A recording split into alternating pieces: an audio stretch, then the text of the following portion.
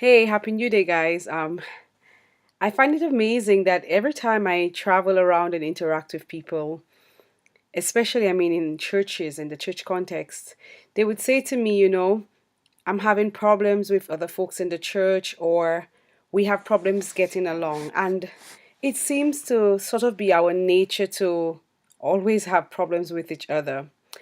And a few years ago, I realized that part of the reason why we have so many problems with each other is because too many of us are alive. Yes, that's what I said. Too many of us are alive when we actually should be dead. I'm talking about being dead to self.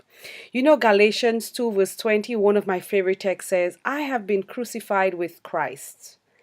It's not I who live, but Christ who lives in me. And the life I now live in the flesh, I live by the faith of the Son of God who loved me and gave himself for me. So I think personally that we are walking around literally like zombies when we should be dead and Christ should be living in us. Just think of it this way. If the self in me clashes with the self in you, and the self in you clashes with the self in somebody else, you could understand why we have so much division and confusion in church.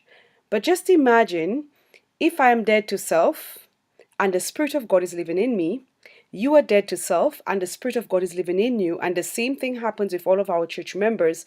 When we come together, we'd be in one spirit because it will not be myself clashing with you or yourself clashing with me, but it would be the Spirit of God meeting with the Spirit of God, so we'd be in unity.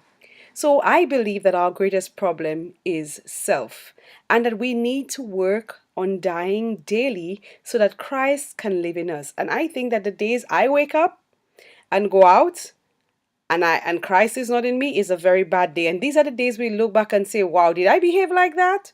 Because really self was alive that day. So I just want to encourage us to really work on dying to self daily so that the Spirit of God can continue living in us. Self will always be at war with God and also with our fellow men.